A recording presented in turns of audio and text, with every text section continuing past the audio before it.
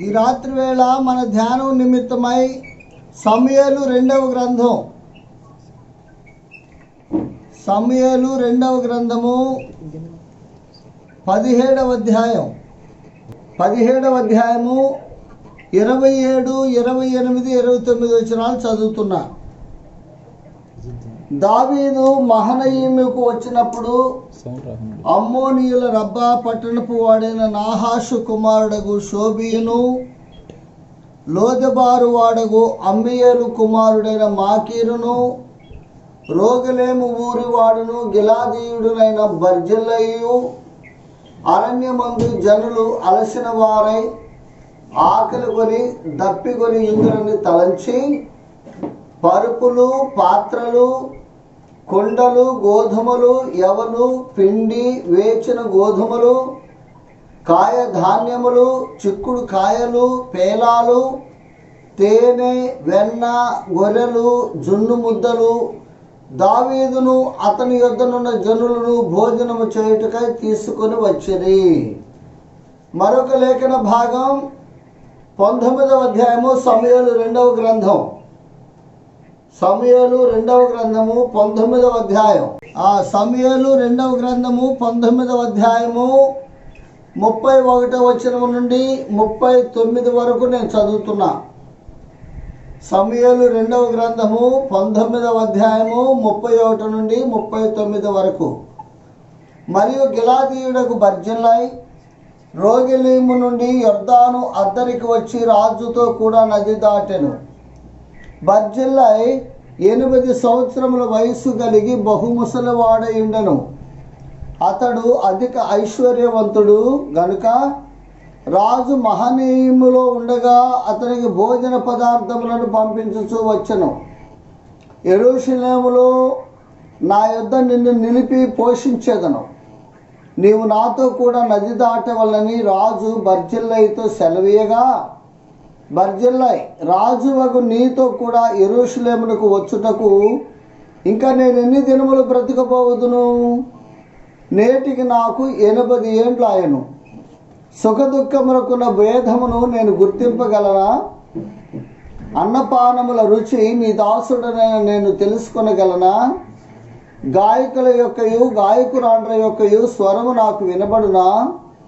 కావున నీ దాసుడనగు నేను నా ఏలిన వాడవును రాజునగు నీకు ఎందుకు భారముగా ఉండవలెను? నీ దాసుడనైన నేను నీతో కూడా నది దాటి అవతలకు కొంచెం దూరం వచ్చేదను గాని రాజవగు నీవు నాకంత ప్రత్యుపకారము చేయనేలా. నేను నా ఊరి యందుండి మరణమై నా తల్లిదండ్రుల సమాధి యందు పాతి పెట్టబట్టకై అచ్చటికి తిరిగిపోవునట్లు నాకు సెలవిమ్ము. చిత్తగించుము, నీ దాసుడకు కింహాము నా ఏలిన వాడవును రాజునకు నీతో కూడా వచ్చుటకు సెలవిమ్ము. నీ దృష్టికి ఏది అనుకూలమో దానిని అతనికి చేయమని మనవి చేయగా, రాజు కింహాము నాతో కూడా రావచ్చును. నీ దృష్టికి అనుకూలమైన దానిని నేను అతనికి చేసేదను, మరియు నా వలన నీవు కోరునదంతయు నేను చేసేదనని సెలవిచ్చాను. జనులందరూ రాజును నది అవతలకు రాగా రాజు బర్జిల్లయిను ముద్దు పెట్టుకొని దీవించను. తరువాత బర్జిల్లై తన స్థలమునకు వెళ్ళిపోయెను. ప్రభునందు ప్రియులారా, ఈ సెల్ కాన్ఫరెన్స్లో చేరిన ప్రియులందరూ కూడా ప్రభు యేసుక్రీస్తు వారి నామములో ప్రేమ వందనాలు చెల్లిస్తున్నాను. మరి మనము ఒకరు ముఖాలు చూచుకోకపోయినా ఈ సెల్ కాన్ఫరెన్స్ ద్వారా దేవుని వాక్యం వినడానికి ప్రభు కృప చూపాడు. ఈరోజు ఈ విధంగా మీతో మాట్లాడే అవకాశం ప్రభు కల్పించినందుకే ప్రభు స్తుతులు చెల్లిస్తున్నాను. రాజులు సమూయేలు రెండవ గ్రంథంలో 17వ అధ్యాయంలో 3 వచనాలు చదువుకున్నాం, 27, 28, 29. అలాగే రెండవ లేఖన భాగం 19వ అధ్యాయము 31 నుండి 39 వరకు చదువుకున్నాం. అందులో చాలా విషయాలు ఉన్నాయి. అందులో 3 వ్యక్తుల పేర్లు మనం చదువుతూ ఉన్నాం. 3 వ్యక్తులు ఎవరెవరంటే అక్కడ మనం చూసినప్పుడు షోబి, మాకీరు, బర్జిల్లై. షోబి, మాకీరు, బర్జిల్లై. ఈ రాత్రి నా అంశము బర్జిల్లై. బర్జిల్లైలో మధురమైన సంగతులు పరలోకమందున దేవుడు మన మేలు కొరకు దాచి ఉంచాడు. పాత నిబంధన లేఖనాలు మనం ఎక్కడ చదివినా వాటిని క్రొత్త నిబంధన లేఖనాల వెలుగులో ధ్యానం చేయాలి. పాత నిబంధన లేఖనాలు ఒక కథలాగా చెప్పుకుంటే సరిపోదు. ఆ లేఖనాలలో క్రొత్త నిబంధన దేవుని పిల్లలమైన మనకు ప్రభు అద్భుతమైన సంగతులు దాచి ఉంచాడు. అవి మనం ధ్యానం చేస్తే మనకు మేలు. బర్జిల్లై అనగా బలవంతుడు అని అర్థం. బర్జిల్లై అనగా బలవంతుడు అని అర్థం. ఈ బర్జిల్లైలో క్రొత్త నిబంధన దేవుని పిల్లలమైన మనం నేర్చుకునే సత్యాలు ఏమిటి అనేది చూసినప్పుడు 19వ అధ్యాయము సమూయేలు 2వ గ్రంథములో 32వ వచనం చూడండి. 32వ వచనం మొదటి అంశం, మొదటి లక్షణం. బర్జిల్లైలో మొదటి లక్షణం, మనం నేర్చుకోవలసిన మొదటి తలంపు. 32వ వచనం చదువుతున్నా. బర్జిల్లై 8 సంవత్సరముల వయసు కలిగి బహు ముసలివాడయుండెను. అతడు అధిక ఐశ్వర్యవంతుడు గనుక రాజు మహనయీములో ఉండగా అతనికి భోజన పదార్థములు పంపించుతూ వచ్చెను. సహజంగా క్రొత్త నిబంధన మనం గమనించినప్పుడు బర్జిల్లై చాలా గొప్ప ఐశ్వర్యవంతుడట, ధనవంతుడట. ధనవంతుడు ఎలా ఉంటారు అంటే, దైవజనుడైన పౌలు తిమోతికి లేఖ వ్రాస్తూ మొదటి లేఖలో ఇలా అన్నాడండి. చూడండి, తిమోతికి వ్రాసిన మొదటి పత్రిక 6వ అధ్యాయం. నేను ఒక ముక్క మీకు చదివి వినిపిస్తా. తిమోతికి వ్రాసిన మొదటి పత్రిక 6వ అధ్యాయము 17వ వచనం చదువుతున్నా. సహజంగా ధనవంతుల లక్షణాలు బైబిల్ గ్రంథం సెలవిస్తుంది, మనుషులు కాదు. 6:17 ఇహమందు ధనవంతులైన వారు గర్విష్ఠులుగాక. ఎవరు చెప్పారు ఈ మాట? ఎజ్రా చెప్తే ఒప్పుకోరు, ప్రభుదాస్ గారు చెప్తే ఒప్పుకోరు. పరలోకమందున దేవుడు చెప్పాడు, మన సృష్టికర్త. సహజంగా ధనం ఉంటే, ఐశ్వర్యం ఉంటే వారిలో ఏముంటుందంటే గర్వం ఉంటుందని బైబిల్ చెప్తుంది, నేను చెప్పడంలా. తెలుసుకోవాలి. లోభిగా ఉండకూడదు, గర్విష్ఠులుగా ఉండకూడదు. వారికి ఉన్న మరొక లక్షణం ఏమిటి? అదే వచనం, అస్థిరమైన ధనమునందు నమ్మిక ఉంచక. వారి నమ్మిక అంతా ఆ ధనం మీదనే. ఈ డబ్బు ఉంటే చాలు, ఈ డబ్బే నాకు దేవుడు అన్నట్టుగా ఉన్నారు. యేసు ప్రభు రక్తధారలో కడుగబడిన వారు ధనాన్ని నమ్ముకుంటారు, ధనం మీద తమ యొక్క ప్రాణం నిలుపుకుంటారు. ధనమే వారి యొక్క దేవుడు. కానీ ప్రభువుని నమ్మిన మనము ధనం మీద నమ్మిక ఉంచొచ్చా? యేసు ప్రభు వారు ఏం చెప్పాడండి ఈ ధనమును గురించి? ఒక్కసారి మత్తయి సువార్త తీయండి. మత్తయి సువార్తలో పర్వత ప్రసంగంలో ప్రభు మాట్లాడుతూ 6వ అధ్యాయంలో ఇలా అన్నాడు. 19వ వచనం, భూమి మీద మీ కొరకు ధనమును కూర్చుకొనవద్దు. అయ్యా సోదరులారా, సోదరులారా, ఈ వాక్యం వినే మా ప్రియులందరికీ దేవుని లేఖనాలలో నుండి నేను మాట్లాడుతున్నా, నా సొంత మాటలు కాదు. యేసు రక్తంలో కడుగబడిన దేవుని పిల్లలు. ఈ మాట ఎందుకన్నానంటే, ప్రార్థనకి వెళ్ళే వాళ్ళంతా దేవుని పిల్లలు కాదు. ప్రార్థనకి వెళ్ళే వాళ్ళలో చాలామంది చనిపోయిన తర్వాత అగ్నిగుండంలో కనబడతారు. ప్రార్థనకి వెళ్ళడం ముఖ్యం కాదు, మన హృదయాన్ని ప్రభువుకి ఇవ్వాలి. అది మన హృదయాన్ని ప్రభువుకి ఇవ్వకుండా జీవితకాలం ప్రార్థనకి వెళ్ళినా, చర్చికి వెళ్ళినా, పాటలు పాడినా, ప్రసంగాలు చేసినా, కానుకలు ఇచ్చినా, గుళ్ళు కట్టించినా, గోపురాలు కట్టించినా, సభలు పెట్టించినా, ఎంత సేవ చేసినా యేసయ్య హృదయం మిగిలిపోతే ఒకరోజు మరణము ఖాయం. అగ్నిగుండంలో పడి అల్లాడేది అంతకంటే మరీ మరీ ఖాయం. కాబట్టి ప్రార్థనకి వెళ్ళే వాళ్ళంతా భక్తులేం కాదు, భక్తురాండ్రు కాదు. ఎవరు భక్తులు అంటే, ఎవరు దేవునికి ఇష్టలు అంటే యేసు రక్తంలో కడుగబడిన వారు. కాబట్టి యేసు రక్తంలో కడుగబడిన వారికి ప్రభు చెప్తున్న సందేశం, పర్వత ప్రసంగం, కొండ మీద ప్రసంగం అంటాం కదా, ఆ ప్రసంగంలో ప్రభు మాట్లాడుతూ, మీరు నన్ను నమ్ముకున్నారు కదా, మీరు డబ్బును సంపాదిస్తే మీకు గర్వం పెరుగుతుంది. డబ్బును సంపాదిస్తే నా మీద ఉండదు నమ్మకం, డబ్బు మీద నమ్మకం ఉంటుంది. కాబట్టి అస్థిరమైన ధనము మీద మీరు నమ్మిక ఉంచకుండా ఉండునట్లు, మీరు గర్విష్ఠులు కాకుండానట్లు ఏం చేయాలంటే భూమి మీద మీ కొరకు ధనమును సమకూర్చుకొనవద్దు. మరి ఏం చేయాలి ప్రభువా అంటే సమాధానం చెప్పాడు 20వ వచనంలో, పరలోకమందు మీ కొరకు ధనమును కూర్చుకొనుడి. అంతే. ఇది బైబిల్ సెంట్రల్ డాక్ట్రిన్. దీనికి మినహాయించి వేరే డాక్ట్రిన్ లేదు డబ్బు విషయమై. కాబట్టి ప్రియమైన దేవుని పిల్లలారా, బర్జిల్లై అధిక ఐశ్వర్యవంతుడు. ఎంత డబ్బు ఉందోనండి, గొప్ప ఐశ్వర్యవంతుడు. ఈ ఐశ్వర్యవంతుడు ఈ సహజంగా ఐశ్వర్యవంతులు నంబర్ 1 ధనవంతులు గర్విష్ఠులుగా ఉంటారని బైబిల్ చెప్పింది. తమ ధనము మీద నమ్మిక ఉంచుతారని బైబిల్ చెప్పింది. చాలామంది ధనవంతులు ఎలా ఉంటారు అంటే, ఒక్కసారి సామెతల గ్రంథానికి వెళ్దాం రండి. సామెతల గ్రంథం రండి. సామెతల గ్రంథం 15వ అధ్యాయం. సామెతల గ్రంథము 15వ అధ్యాయము 27వ వచనం. పరమజ్ఞాని సొలొమోను వ్రాశాడు, లోభి తన ఇంటి వారిని బాధ పెట్టును. ధనవంతులు కొంతమంది లోభులండి. వారు ప్రభువు నమ్మని వాళ్ళు అలా ఉంటే మనకేమి ఇబ్బంది? ఈ మాట ఎవరికి సంబంధించిందంటే యేసు రక్తంలో కడుగుబడిన విశ్వాసులకు సంబంధించిన మాట. లోభి అనగానే అతను డబ్బుంది కానీ లోభి ఖర్చు పెట్టడు. తనకి ఖర్చు పెట్టుకోడు, తన భార్య పిల్లలు కూడా ఖర్చు పెట్టడని ఆ వాక్యం సెలవిస్తుంది. లోభి తన ఇంటి వారిని అంటే తన భార్యను, తన పిల్లలను, అంటే ఇంటి అవసరాలు కూడా డబ్బు ఖర్చు పెట్టడు. లోభి అనగానే ఇంటి యజమాని అన్నమాట. ప్రియమైన దేవుని పిల్లలారా,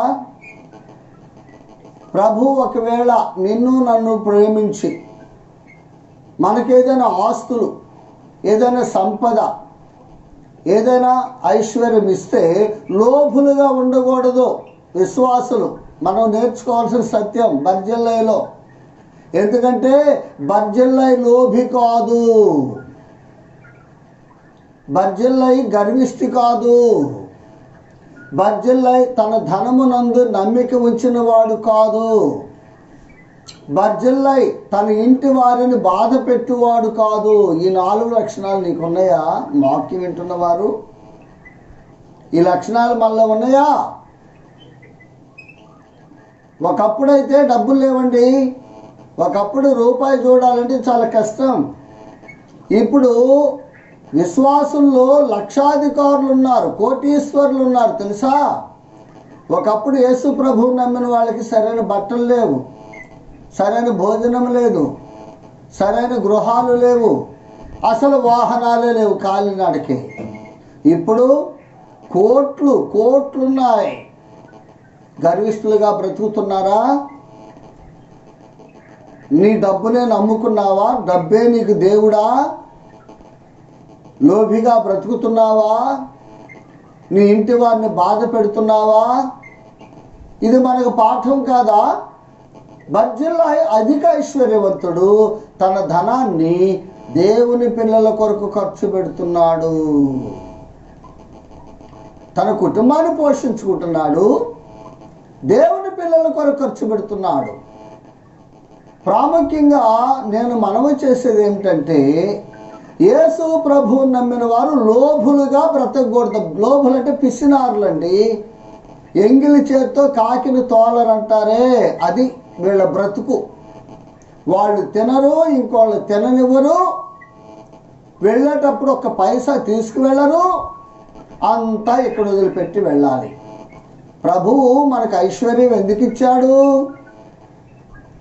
ఒకప్పుడు మనకేమీ లేదు, కానీ ఇప్పుడు మన పిల్లలు చక్కగా సాఫ్ట్వేర్ ఇంజనీర్స్ అయ్యారు, డాక్టర్స్ అయ్యారు, సైంటిస్టులు అయ్యారు, బ్యాంక్ ఎంప్లాయీస్ అయ్యారు, బ్యాంక్ మేనేజర్స్ అయ్యారు, పెద్ద పెద్ద కంపెనీస్లో CEOs అయ్యారు.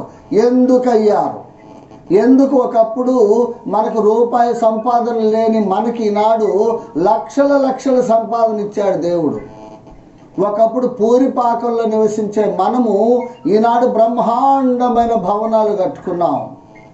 ఒకప్పుడు సైకిల్ కూడా లేదు మనకి, ఈనాడు కారులు లేని వారు చాలా తక్కువ మంది.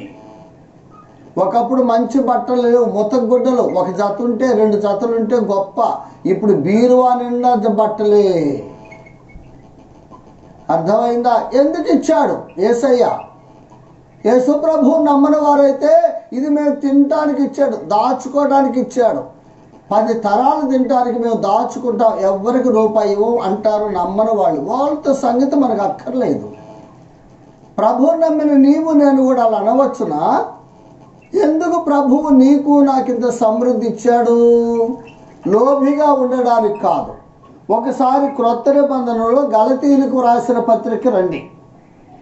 దైవజనుడైన పౌలు గలతీయులకు రాసిన పత్రిక 6వ అధ్యాయము 10వ వచనం ఇలా ఉంది. గలతీయులకు రాసిన పత్రిక 6వ అధ్యాయం 10వ వచనం. కాబట్టి మనకు సమయము దొరికిన కొలది అందరి ఎడలను, విశేషముగా విశ్వాస గృహమునకు చేరిన వారిని ఎడలను మేలు చేయుదము. అర్థమైందా? మనకి ఒకప్పుడు మనకే దిక్కు లేదు, ఇప్పుడు మనం ఇతరులకి మేలు చేసే సామర్థ్యాన్ని ప్రభు ఇచ్చాడు, మనం తెచ్చుకోవాలా. అది దేవుని మహాకృప. ప్రభు ఎందుకు ఇచ్చాడు? ఒకప్పుడు మన అవసరాలే మనకు తీరలేదు, కానీ ఇప్పుడు ఇతరులకు కూడా మేలు చేసే అవకాశం ఇచ్చాడు. ఏం చేయాలి మనం? బైబిల్ చెప్తుంది, సమయము దొరికిన కొలది, వెయిటింగ్ ఫర్ ఛాన్స్. ఒక ఛాన్స్ కొరకు ఎదురు చూడాలట. ఏమి ఛాన్సు? లోకంలో ఛాన్స్ కోసం ఎదురు చూస్తారు. ఎట్లా సంపాదిద్దామా, ఎకరానికి ఇంకొక ఎకరం ఎలా కూర్చుకుందామా, ఒక బిల్డింగ్ ఉంటే ఇంకొక బిల్డింగ్ ఎలా సంపాదించుకుందామా, ఆ ఛాన్స్ కోసం చూస్తారు. యేసు ప్రభువుని నమ్మిన మనం ఒక ఛాన్స్ కోసం చూడాలి. ఏమిటి ఆ ఛాన్స్ అంటే, ఎవరికి నేను సహాయం చేయగలనా, ఆ సహాయం చేసే అవకాశం నాకు ఎప్పుడు దొరుకుతుందా అని చూడాలట. చూసారా? అర్థమైందా? టోటల్గా ఆపోజిట్ లోకానికి మనకి.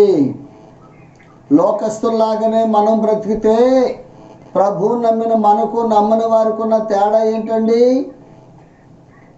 కాబట్టి యేసు ప్రభు నమ్మిన విశ్వాసులు సాధ్యమైనంత వరకు అందరికీ సహాయం చేయాలి. మనం సహాయం చేయాలంటే మనకు ఉంటేనే కదా సహాయం చేసేది, లేకపోతే మనమే సహాయం చేయలేం. అంటే ప్రభువు మనకి సామర్థ్యం ఇస్తున్నాడు అన్నమాట.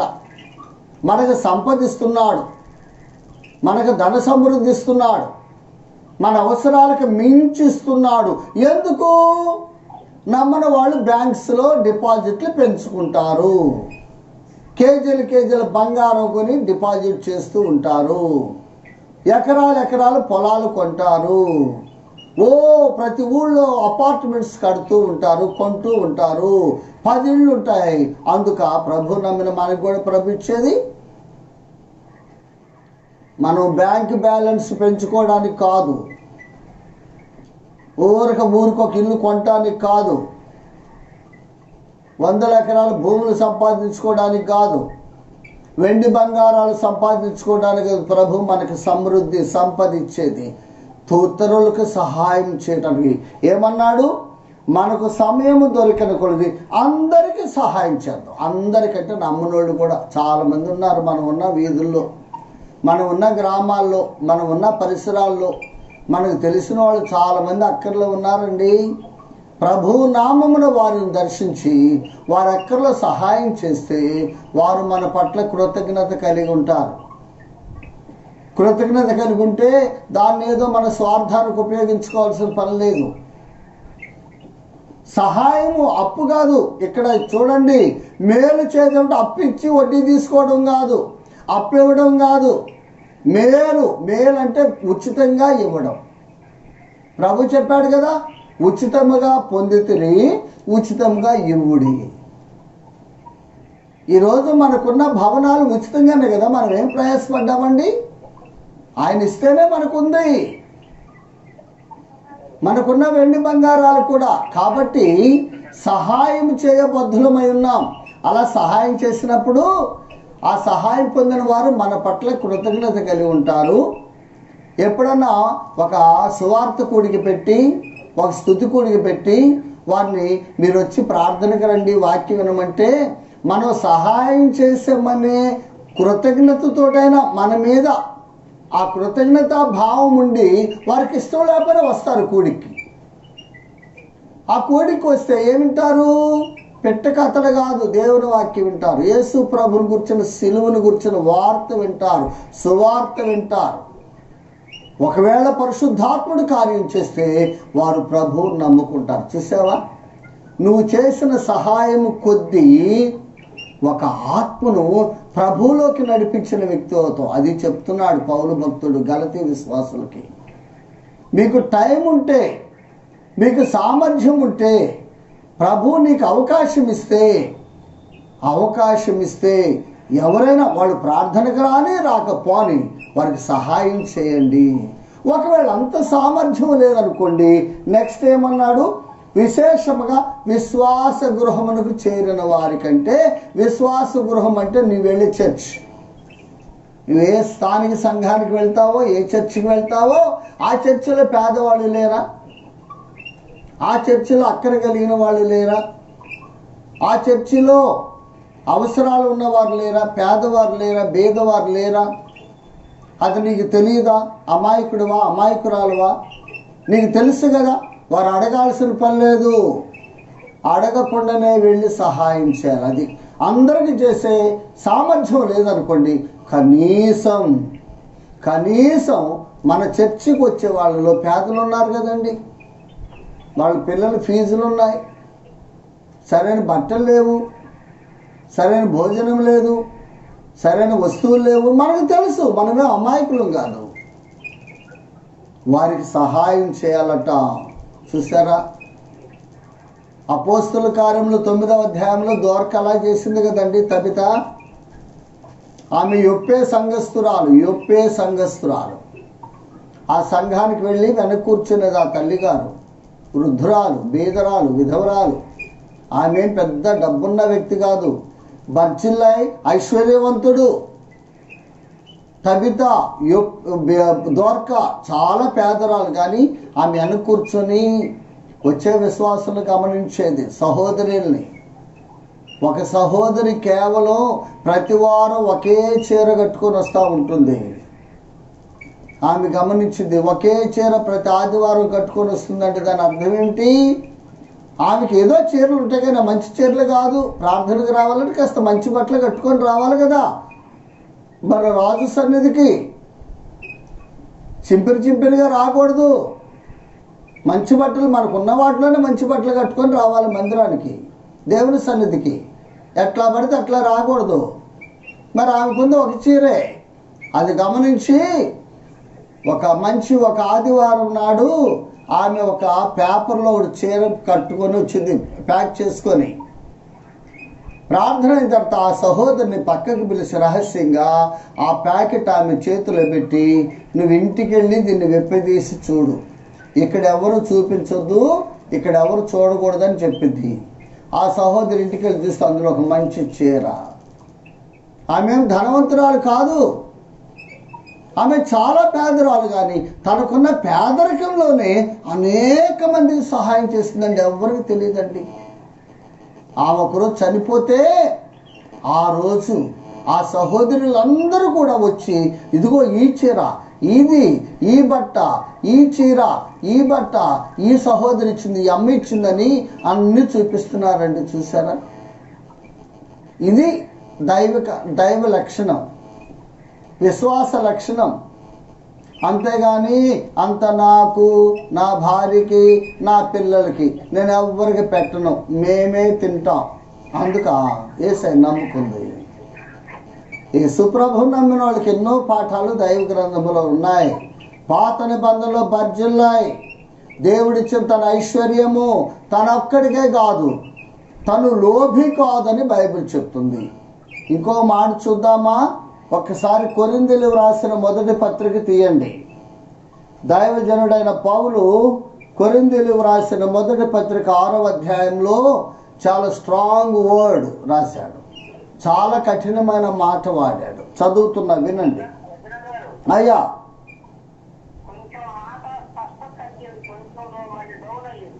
పర్లేదు, వినండి. ఇప్పుడైతే సహోదరుడు అనబడిన వాడు ఎవడైనాను జారుడు కానీ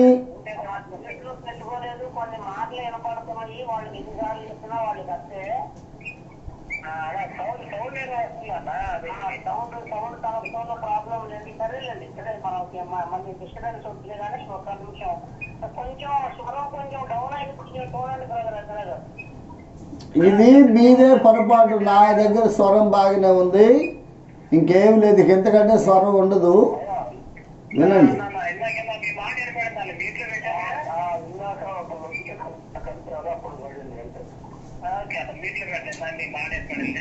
మధ్యలో ఈ డిస్టర్బెన్స్ ఉండకూడదు బ్రదర్. వాక్యం చెప్పేటప్పుడు ఎవరు మాట్లాడకూడదు, అంతే.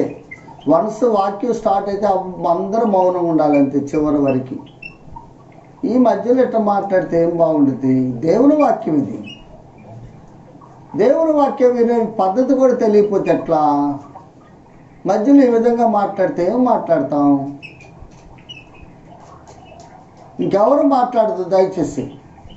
మీకు వినబడినా వినబడపోయినా ఇదే ఫైనల్. ఇక ఎంతకంటే స్వరమే ఉండదు. ఇక ఎంతకంటే నేను ఇంత చాలా పెద్దగా మాట్లాడుతున్నా. వినండి, మంచిది. కొరింథీయులకు రాసిన మొదటి పత్రిక 6వ అధ్యాయం 11వ వచనం చదువుతున్నా. 6:11 వినబడుతుందా? ఇక ఎవరు మాట్లాడుతాయా మధ్యలో? డిస్టర్బెన్స్, అది చాలా తప్పు. 6:11 చదువుతున్నా. ఇప్పుడైతే సహోదరుడు అనబడిన వాడు ఎవడైనాను జారుడు కానీ, లోభి కానీ, విగ్రహారాధకుడు కానీ, తిట్టుబోతు కానీ, త్రాగుబోతు కానీ, దోచుకొనుగా వాడు కానీ అయి ఉన్న ఎడల అట్టి వారితో సాంగత్యము చేయకూడదు, భుజింపకూడదని మీకు వ్రాయిచున్నాను. గమనించారా? నేను చదివిన లక్షణాల్లో 2వ లక్షణం, మొదటి లక్షణం జారుడు అన్నాడు, 2వ లక్షణం లోభి. వీడు నమ్మినోడు కాదు. యేసు ప్రభువుని నమ్మినోళ్ళు ఎవరైనా లోభులు కంటే పిసినారులుగా ఉంటే అలాంటి వాడితో సహవాసం కూడా చేయకూడదట. క్రొత్త నిబంధనల పద్ధతి అది. అయ్యా, దేవుడు మనకి సమృద్ధి ఇచ్చింది లోభిగా బ్రతకడానికి కాదు. అలాంటి వాడితో సహవాసం చేయకూడదు, అలాంటి వాడితో కలిసి భోజనం కూడా చేయకూడదు. సహోదరుడే, మరలా నమ్మనోడేం కాదు ఈ వీడు. కాబట్టి ప్రియమైన దేవుని పిల్లలారా, మనము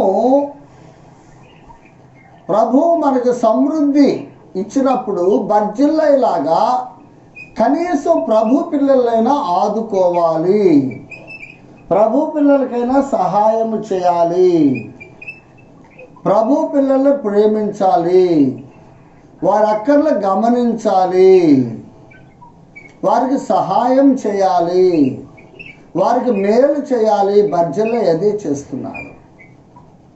అసలు మనకున్న సమృద్ధిలో పేదవారికి సహాయం చేయడానికి గురించి సొలొమోను వ్రాసిన 1-2 మాటలు నేను మీకు జ్ఞాపకాన్ని చేస్తా. సామెతల గ్రంథం తీయండి. సామెతల గ్రంథం 14వ అధ్యాయం. సామెతలు 14:31 చదువుతున్నా. సామెతల గ్రంథం 14వ అధ్యాయము 31. బీదను కనికరించువాడు ఆయనను ఘనపరచువాడు. చూసారా? ఆయన ఘనపరచడం అంటే ప్రసంగాలు చేసేవాడు ఆయన ఘనపరచడం కాదట. వింటున్నారా? ఓ పెద్ద పెద్ద ప్రసంగాలు గంటలు చేస్తారు, అదైతే పెద్ద ఘనత అన్నట్టుగా. అమ్మో పెద్ద పెద్ద పాటలు పాడతారు గంటలు, అదైతే ఘనత అన్నట్టుగా. ఇంకేదేదో చేస్తాం, అది కాదట. అసలు ఒక విశ్వాసి దేవునిని ఘనపరచడంలో ప్రాముఖ్యమైన రహస్యం ఏమిటి? బీదను కనికరించుట. బీదవాడు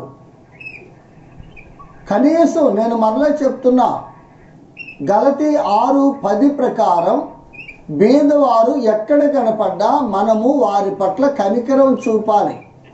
అది మన ప్రభు యొక్క ప్రాముఖ్యమైన లక్షణం. మన ప్రియ ప్రభు 3.5 సంవత్సరాల సేవా జీవితంలో ఎక్కడ చూసినా సువార్తలలో ఆయన కనికరం చూపినట్లుగా మనం చూస్తున్నాం. మన ప్రభు అనేక సందర్భాలలో వ్యక్తుల మీద కనికరపడి అనే మాటలు మనం చూస్తాం. యేసు ప్రభు నమ్మిన దేవుని పిల్లల ప్రథమ లక్షణం కనికరం చూపుట. క్రూరత్వం చూపుట కాదు, కఠినమైన హృదయం, బండ లాంటి హృదయం కలిగి ఉండడం కాదు. కనికరం చూపాలి పేదవారి పట్ల, బీదవారి పట్ల. దాని గురించి దైవ గ్రంథం ఏం చెప్తుంది? బీదను కనికరించువాడు ఆయనను ఘనపరచువాడు. ప్రభువుని ఘనపరచడం అంటే అది ప్రసంగాలు చేయటం కాదండి. స్టేజ్ మీద బీదను కనపరిచేవా, బీదను కనికరించడం ఎవరు చూడరు. అది ఎక్కడో రహస్యంగా. అసలు మనం ఎవరికైనా దానం చేసేది పర్వత ప్రసంగంలో ప్రభు ఏం చెప్పాడు? నువ్వు కుడి చేతితో దానం చేస్తే నీ ఎడమ చేతికి తెలియకూడదు, పబ్లిసిటీ కోరకూడదు. రాజకీయ నాయకులైతే ఒక చిన్న సహాయం చేసి ఫోటోగ్రాఫర్స్ని పిలిచి, మీడియా వాళ్ళని పిలిచి పెద్ద ప్రచారం చేసుకుంటారు. మనకు అవసరమా? మనకేం అవసరం లేదు. మనము ప్రచారం కోసం కాదు, ప్రభు కోసం బీదను కనికరించాలి. కాబట్టి ఒక విశ్వాసి నిజంగా దేవుని ఘనపరచటం అంటే తనకున్న సమృద్ధిలో ఇతరులకు సహాయం చేయడం, పేదవాళ్ళను ఘనపరచడం, సహాయం చేయడం, కనికరం చూపడం చేస్తున్నామా? బర్జిల్లై ఆ లక్షణాలు కలిగిన వాడు. మరొక మాట చూడండి, 17వ అధ్యాయము 5వ వచనం. ఇవన్నీ మనకు పాఠాలే. సామెతల గ్రంథం 17:5. బీదలను వెక్కిరించువాడు వారి సృష్టికర్తను నిందించువాడు. చాలామంది విశ్వాసులండి నేటి దినాల్లో పేదవారిని చూసి ఎగతాళిగా మాట్లాడుకుంటున్నారు. నువ్వు ఎగతాళిగా మాట్లాడుకునేది విశ్వాసి ఎవరిని గురించిగా తెలుసా? ఆ పేదవాడిని గురించి కాదు, ఆ పేదరాళ్ళ గురించి కాదు, సృష్టికర్తను ఎగతాళి చేస్తున్నావు. ఏమంటున్నాడు? బీదలను వెక్కిరించువాడు. వెక్కిరించే వాళ్ళు ఎవరండి? మన ప్రియ ప్రభు కల్వరిలో వేలాడుతున్నప్పుడు ఆయన హేళన చేశారట. దారిని పోయేవాళ్ళు, నిలుచున్న వారు కూడా హేళన చేసి, వీడు యేసు ప్రభునండి, వీడు ఇతరులను రక్షించాను, తన్ను తాను రక్షించుకోలేడు. నువ్వు దేవుడు కదా, కిందకి దిగు అని అంటున్నారండి. ఆయన ఎగతాళి చేశారు. ఎవరు? నమ్మని వారు, రాడు వారు, ఆయన సిలివేసిన వారు, ఆయన శత్రువులు, ఆ మత నాయకులు, ఆ యూదులు, ఆ సైనికులు, ఆ బంట్రోతులు, ఆయన కొరడాలతో కొట్టిన వారు. మరి విశ్వాసి మనం అది కాదు కదా. మనం ఆయన ప్రేమించేవారు, ఆయన పూజించేవారు, ఆయన ఘనపరిచేవారు.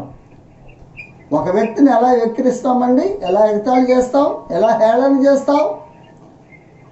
ఒక విశ్వాసం గురించి వెక్కిరింతగా మాట్లాడతావా? ఒక విశ్వాసం గురించి హేళనగా మాట్లాడతారా? నువ్వు హేళనగా మాట్లాడితే, అవమానకరంగా మాట్లాడితే, చిన్నచూపు మాట్లాడితే ఒక విశ్వాసుని గురించి, ఒక బీదరాల గురించి, ఒక బీదవాడిని గురించి దేవునిని వెక్కిరించినట్లు, సృష్టికర్తను వెక్కిరించినట్లు. తెలుసా? విశ్వాసయాత్ర అంటే చాలా జాగ్రత్తగా ఉండాలి. బర్జిల్లై ఎవరిని చిన్న చూపు చూడడు. ఎంత పేదవాడిని కూడా అవమానకరంగా వెక్కిరింతగా మాట్లాడడు. బర్జిల్లై దగ్గర అది మనం నేర్చుకోవాలి. 19వ అధ్యాయం చూడండి, సామెతల గ్రంథం 19వ అధ్యాయం 17వ వచనం చూస్తే, బీదలను కనికరించువాడు యెహోవాకు అప్పిచ్చువాడు. చూసారా, ఒక బీదవాడికి మనం సహాయం చేస్తున్నామంటే దేవునికి అప్పిస్తున్నామట. చిన్న విషయమా ఇది? దేవునికి అప్పిస్తున్నాం. ఈనాడు చాలామంది విశ్వాసులు, నేను చాలా విచారంగా చెప్తున్నాను, విమర్శ కాదు, ఇది విమర్శ కాదు, ఉన్న నిజం చెప్తున్నాను. చాలామంది ఈనాడు విశ్వాసులు ఈ పాటి బీదలను కనికరించడం అంటే వారి సహాయం చేయకపోగా బీదలకి వడ్డీలకు ఇస్తున్నారు. వారి విశ్వాసులా? దేవుడి దగ్గర ఒకరోజు కఠినమైన తీర్పు పొందుతారు. క్రీస్తు న్యాయపీఠం దగ్గర కఠినమైన శిక్ష పొందుతారు. బీదలను కనికరించండి ప్రియమైన విశ్వాసి. ఊరికేదో బైబిల్ పట్టుకొని చర్చికి వెళ్ళి వస్తే నేను పెద్ద భక్తుడిని, పెద్ద భక్తురాలంటే బైబిల్ ఒప్పుకోదు. బైబిల్ ఒప్పుకోదు. నువ్వు చెప్పుకోవచ్చులే, నేను పెద్ద భక్తుడండి, నేను పెద్ద భక్తురాలని, కానీ బైబిల్ ఒప్పుకోదు.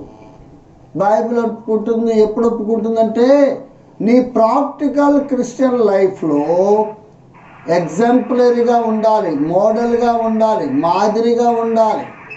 అనేక మంది నిన్ను చూచి నేర్చుకోవాలి. అది కావాలి ముఖ్యం. మన ప్రసంగాలు ముఖ్యం కాదు, మన కార్యాలు ముఖ్యం కాదు. ఆలోచన చేస్తున్నారా? బేదలను కనికరించువాడు యెహోవాకు అప్పిచ్చువాడు. యెహోవాకు అప్పిచ్చువాడు. ప్రియమైన స్నేహితుడా, ఆలోచన చేయండి. అసలు నిజమైన భక్తి అంటే ఏమిటి? ఏమండి, నిజమైన భక్తి అంటే ఏమిటి? ఒకసారి యాకోబు రాసిన పత్రిక చూడండి. అపోస్తుడైన యాకోబు భక్త కోటికి వ్రాసిన పత్రిక, యాకోబు భక్త కోటికి వ్రాసిన పత్రిక మొదటి అధ్యాయం 27వ వచనం చదువుతున్నా. యాకోబు పత్రిక మొదటి అధ్యాయము 27. తండ్రి అయిన దేవుని ఎదుట పవిత్రమును నిష్కళంకమునైన భక్తి ఏదనగా, తండ్రి అయిన దేవుని ఎదుట పవిత్రమును నిష్కళంకమునైన భక్తి ఏదనగా, దిక్కులేని పిల్లలను విధవరాండ్రను వారి ఇబ్బందులలో పరామర్శించుట, అది భక్తి. అర్థమైందా? ఈ లేఖనాలన్నీ మనకు తెలుసండి, కానీ ఆచరించటంలా. ప్రియమైన సోదరి సోదరులారా, ప్రభు మనకిచ్చిన ఐశ్వర్యాన్ని మనం ఎలా వినియోగిస్తున్నాం, ఇది చాలా ముఖ్యమైన అంశం. బర్జిల్లైకి కూడా ప్రభువే ఇచ్చాడు ఐశ్వర్యం. యోబుకి ఎవరు ఇచ్చారండి? యోబుకి ఐశ్వర్యం అంతా పోయింది. భార్య చేదో మాట అంటే యోబు అన్నాడు, యెహోవా ఇచ్చెను, యెహోవా ఇచ్చెను. మనకున్న బిల్డింగ్స్ యెహోవా ఇచ్చెను, మనకున్న కార్లు, 2 వీలర్స్ 4 వీలర్స్ యెహోవా ఇచ్చెను, మనకున్న భవనాలు యెహోవా ఇచ్చెను, మనకున్న ఖరీదైన బట్టలు యెహోవా ఇచ్చెను, మన ఇంటిలో ఆధునికమైన సాధనాలు యెహోవా ఇచ్చెను, మన భార్య మన భర్త యెహోవా ఇచ్చెను, మనకు బిడ్డలు యెహోవా ఇచ్చెను, వారి చదువు యెహోవా ఇచ్చెను, వారి ఉద్యోగాలు యెహోవా ఇచ్చెను, మనకున్నది ఏదైనా యెహోవా ఇచ్చెను. బర్జిల్లైకి ఇచ్చిన వాడెవరు? అధిక ఐశ్వర్యం యెహోవా. ఎవరి కొరకు ఖర్చు పెడుతున్నాడు? యెహోవా కొరకు. అంతే, అయిపోయింది. అది నిజమైన భక్తి. దావీదు ఏ స్థితిలో ఉండగా బర్జిల్లై దావీదు కోసం ఖర్చు పెడుతున్నాడు డబ్బులు? ఏ స్థితిలో ఉన్నాడండి దావీదు? చూడండి, 17వ అధ్యాయమే కదా, 17:27. 17:1 దావీదు అలసట నుండి బలహీనముగా ఉన్నాడు అని ఉంది. బలహీనంగా ఉన్నాడు దావీదు. కుమారుడు తరుముతున్నాడు. దావీదు ఆ యొక్క సౌలు తరుముతూ ఉన్నాడు, ఎలా చంపాలా దావీదునని. దావీదు అరణ్యాలు పట్టుకొని పారిపోతూ ఉన్నాడు. కొండల్లో, గుహల్లో, అరణ్యాల్లో కాలినడకన, చెప్పులు లేకుండా. ఆయనకు భోజనం లేదు, సకాలానికి భోజనం లేదు, నీరు లేదు, ఆదరణ లేదు, అన్నపానాలు లేవు. అలసిపోయినాడు, బలహీనంగా ఉన్నాడట, భోజనం కూడా లేదండి. దేవుడు కోరుకున్న దావీదుకు భోజనం లేదు, బలహీనంగా ఉన్నాడు, అలసిపోయాడు. ఆయన ఎక్కడ దొరుకుతాడో చంపుతానని సౌలు వెంటబడి తరుముతున్నాడు. అటువంటి పరిస్థితుల్లో బర్జిల్లై దావీదుకి ఏం చెప్పి పంపిస్తున్నాడు? తన సొంత డబ్బులు ఖర్చు పెట్టి, తన సొంత సొమ్ము, ఎవరి సొమ్ము కాదు, బర్జిల్లై తన సొంత సొమ్ము తీసుకొని. చూడండి, ఇప్పుడు 28వ వచనం చదువుతున్న 17వ అధ్యాయము సమూయేలు 2వ గ్రంథం. సమూయేలు 2వ గ్రంథం 17:28. అరణ్యమందు జనులు అలసిన వారై ఆకలిగొని దప్పికొని యుందురని తలంచి ఇది 2వ లక్షణం బర్జిల్లైలో. బర్జిల్లై చక్కగా డబ్బులున్నాయి, రోగిలింబువాడు, గిలాదీయుడు, బహు ఐశ్వర్యవంతుడు, మరి భవనాలు ఉన్నాయేమో, మంచి లగ్జరీ లైఫ్ ఉంది, హాయిగా ఇంట్లో పండుకున్నాడు, వయసు కూడా 80 ఏళ్ళు, ముసలివాడు, హాయిగా తిని విలాసవంతమైన జీవించాలి. కానీ దావీదుకి ఎన్నున్నా దావీదు మనసులో విశ్రాంతి లేదు. దావీదు అన్నాడు, క్షమించండి, బర్జిల్లై అన్నం తిని పండుకున్నా బర్జిల్లై మనసులో ఒక ఆలోచన, దావీదు ఎలా ఉన్నాడో, దావీదు అన్నం తిన్నాడో లేదు, నేనైతే అన్నం తిన్నా, దావీదుకి విశ్రాంతి దొరికిందో లేదో, దావీదు ఎక్కడ ఆదరించబడుతున్నాడో, దావీదుకి ఎవరు అన్నం పెడతారు అరణ్యంలో? దావీదుని గురించి తలంచినాడు. ప్రియమైన విశ్వాసి, మనం యేసు ప్రభు రక్తధారలో కడుగబడిన దేవుని పిల్లలమైతే మన తోటి విశ్వాసులను గురించి మనం ఆలోచన చేయాలి, తలంచాలి. మన తోటి సేవకుల గురించి తలంచాలి. మన తోటి విశ్వాసుల పేదవారిని గురించి తలంచుడంటే ఆలోచించుట. బర్జిల్లైకి ఎవరు చెప్పలా, దావీదేమి ఆయనకి ఫోన్ మెసేజ్ ఇవ్వలా. దావీదు, అయ్యా నాకు ఈ అక్కరుంది, నాకు ఏదైనా సహాయం చేయి, నీవు డబ్బులున్నవాడు కదా అని దావీదేవి చెప్పలా. దావీదేవు అసలు బర్జిల్లైని గురించి ఆలోచన చేయలేదు. బర్జిల్లై దావీదుని గురించి ఆలోచన చేస్తున్నాడు. డబ్బు ఉన్నవాడు పేదవాడైన దావీదుని గురించి, దిక్కుమాలిన జీవితం, దిక్కులేని వాడు అరణ్యంలో ప్రాణభయంతో పారిపోతున్న దావీదుని గురించి బర్జిల్లై ఆలోచన చేస్తున్నాడు. ప్రియమైన సోదరుడా, సోదరి, ఈరోజు మన స్థానిక సంఘాలలో పేదవారు లేరా? వారి గురించి మనం ఎప్పుడన్నా ఆలోచన చేశామా? మనం ఎప్పుడు డబ్బులున్న వాళ్ళ గురించి ఆలోచన చేస్తాం. మనకి బర్జిల్లైకి ఉన్న డిఫరెన్స్ అది. బర్జిల్లై ఏమో పేదవాడి గురించి ఆలోచన చేస్తున్నాడు, అన్నం లేని వాడి గురించి ఆలోచన చేస్తున్నాడు, ఆదరణ లేని వాడి గురించి ఆలోచన చేస్తున్నాడు, అరణ్యంలో కాలినడకన పారిపోతున్న వాడి గురించి ఆలోచన చేస్తున్నాడు, ప్రాణభయంతో ఉన్న వాడిని గురించి ఆలోచన చేస్తున్నాడు, దిక్కులేని వాడిగా ఉన్న దావీదుని గురించి ఆలోచన చేస్తున్నాడు. మనం ఎప్పుడు కూడా డబ్బులున్న వాళ్ళ గురించి ఆలోచన చేస్తాం. మనకి బర్జిల్లైకి ఉన్న తేడా అది. ప్రియమైన సోదరుడా, సోదరి, మన ప్రియ ప్రభు ఎక్కడికి వచ్చాడండి? మన ప్రియ ప్రభు ఎక్కడికి వచ్చాడు? బీదల కొరకు వచ్చాడు, బీదవారి మధ్యకు వచ్చాడు, ఏ విధమైన స్థితిగతులు లేని వారి దగ్గరకు వచ్చాడు, తన జీవితాన్ని ధారపోశాడు. ప్రియమైన సోదరుడా, సోదరి, మనము పేదల గురించి ఆలోచన చేయాలని ఇక్కడ మనం చూస్తున్నాం. మనం ఎప్పుడు మన కుటుంబాల గురించి, మన పిల్లల గురించి కాదు. అసలు యోహాను సువార్త 1:12 ప్రకారం మన కుటుంబం కాదు, యేసు రక్తంలో కడుగబడిన వారే మన కుటుంబ సభ్యులు. అది కదా బైబిల్ చెప్పేది. ఎందరూ తన్ను అంగీకరించరో అనగా తన నామమునందు విశ్వాసం ఉంచిన వారికి దేవుని పిల్లలగుటకు ఆయన అధికారం అనుగ్రహించెను అని ఉంది. 1:12 యోహాను. అంటే దేవుని పిల్లలు, we are all children of God. మనందరికీ ఒకే తండ్రి, మనందరం అన్నదమ్ములము, అక్క చెల్లెళ్ళం. We are all belongs to one family, not so many families. ఈ లోకంలో రకరకాల కుటుంబాలకు చెందిన వారం, రకరకాల తెగలకు చెందిన వారం, రకరకాల కులాలకు చెందిన వారం ఈ లోక రీతిగా. కానీ యేసు రక్తంలో కడుగుపడిన తర్వాత యేసు ప్రభు కుటుంబానికి చెందిన వారం. మనమందరం యేసు ప్రభు పిల్లలం. ఒక తండ్రికి అబ్బాయిలు ఉన్నారనుకోండి, 9 అన్నదమ్ములు. అమ్మాయిలు ఉన్నారనుకోండి, 9 అక్క చెల్లెళ్ళు. అంతే, మనందరం అంతకు వేరే వరుస లేదు. కాబట్టి మనందరం కూడా దేవుని పిల్లలం, అన్నదమ్ములం, అక్క చెల్లెళ్ళం. మరి నా చెల్లి బాధల్లో ఉంటే నేను ఆలోచన చేయొద్దా?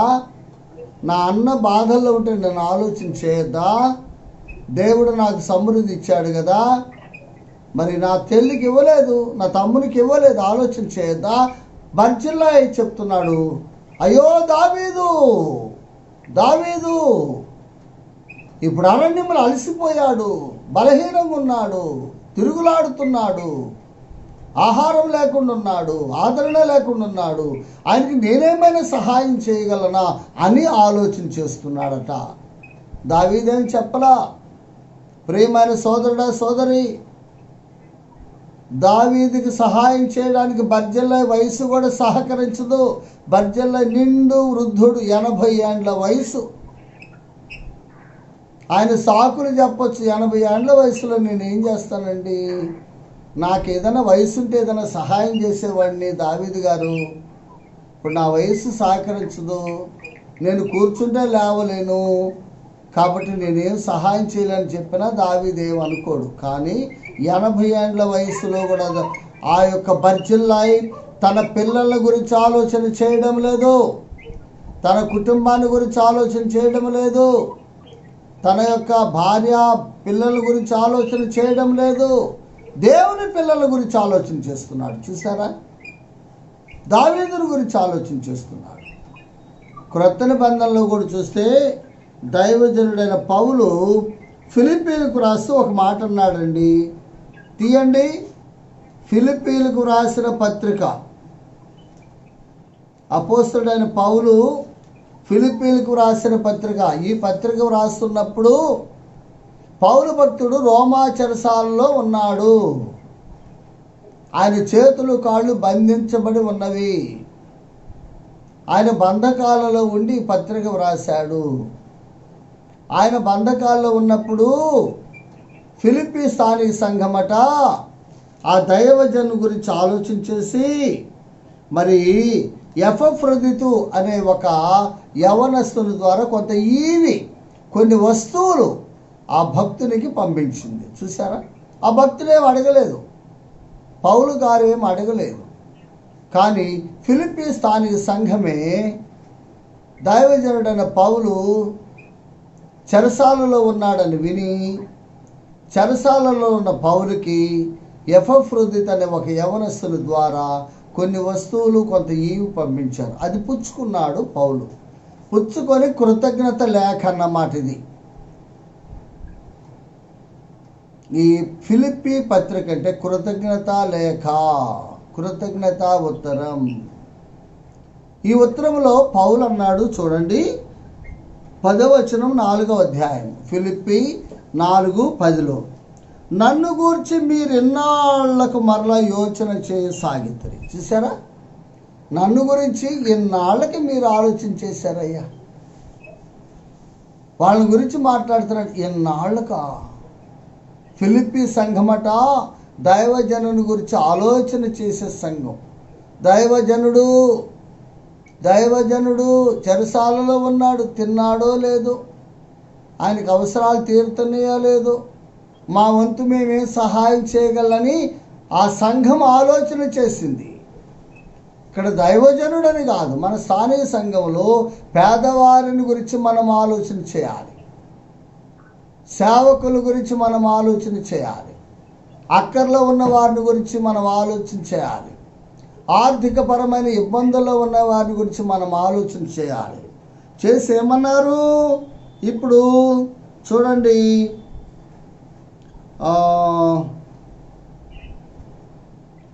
15వ వచనం, ఫిలిప్పీయులారా, సువార్తను నేను బోధింప ఆరంభించి మాసిదోనియలో నుండి వచ్చినప్పుడు ఇచ్చు విషయంలోను పుచ్చుకొని విషయంలోను మీరు తప్ప నాకెవరు సహాయం చేయరు. 16వ వచనంలో మాటి మాటికి మీరు నా సహాయం చేశారు.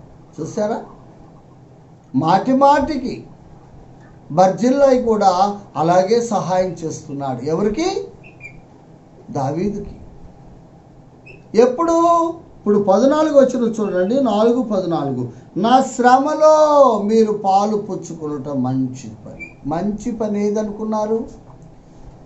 ఇప్పుడు మనకున్న ఒక పెద్ద బ్యాడ్ హ్యాబిట్ ఏంటంటే, ఉన్నవాడికే పెడతామండి, తిన్నవాడికే మళ్ళీ తినమని చెప్తాం. అది మంచి పని కాదు, అది చెడ్డ పని. నా శ్రమలో పౌలు భక్తుడు ఏమన్నాడు? 4:14లో, నా శ్రమలో మీరు పాలు పుచ్చుకొనుట మంచి పని, గుడ్ వర్క్. ఈ మంచి పని మనం చేస్తున్నామా? ప్రియమైన దేవుని పిల్లల ఆలోచన చేయండి. మన ప్రియ రక్షకుడు మనల్ని ప్రేమించి ఒక మంచి పని చేశాడు. ఏమిటా మంచి పని? ఆ మహిమను విడిచిపెట్టాడు, భూలోకానికి వచ్చాడు, తండ్రి సన్నిధిని విడిచిపెట్టాడు. దేవునితో సమానముగా ఉండటం గొప్ప భాగ్యం అని ఎంచుకొనలేదు. మనం పరిమళ వాసనగా ఉండాలని తను తాను పనిగాను అర్పణముగాను అర్పించుకున్నాడు కల్వరి శిలువలో. ఆయన కాల్చిన రక్తధారంలో మనకు గొప్ప రక్షణ దొరికింది. అది మంచి పని. ఈ ప్రపంచంలో మంచి పని ఏమిటి? యేసు ప్రభు చేసిందే మంచి పనికి ఏది మంచి పని కాదు. ఒకటే మంచి పని, అది రక్షణ కార్యం. మనం చేయాల్సిన మంచి పని ఏమిటంటే, ఆయన కార్చిన రక్తధారలో మన విశ్వాసాన్ని ఉంచాలి, మనం నమ్మిక ఉంచాలి. యేసు ప్రభువా, నేను పాపిని, నా పాపాలు క్షమించమని అడగాలి. అది మంచి పని.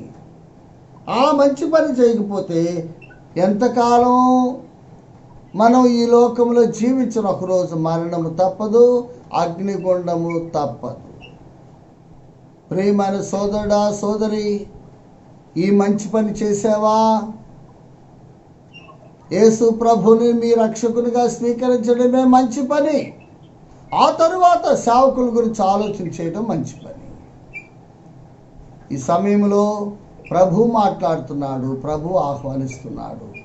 సమయం ఉండగానే, ఆ ప్రభు రాకముందే, మన పోకముందే, మనం ఎప్పుడైనా పోవచ్చు ఈ లోకాన్ని విడిచిపెట్టి. ఆయన ఏ క్షణమైనా రావచ్చు మహిమలో. వస్తే నీకు ఆ ఛాన్స్ లేదు, ఆ మంచి పని చేసే ఛాన్స్ లేదు. ఆ మంచి పని ఏమిటంటే యేసు రక్తధారలో కడుగుబడడం. ఈ రాత్రి వేళ ప్రియమైన సోదరుడా, సోదరి, ఇంకా రక్షణ పొందని వారు ఉంటే రక్షణ పొందండి. అది మంచి పని. ఆ పని చేయకపోతే మీరు మనిషిగా పుట్టడం కూడా నష్టమే. ఎందుకంటే అగ్నిగుండం మనుషులకే ఉంది కానీ మిగిలిన జీవకోటికి లేదు.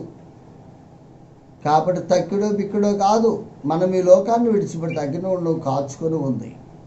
యేసు రక్తంలో కడుగుబడిన వారుంటే యేసు ప్రభువు నమ్ముకోండి.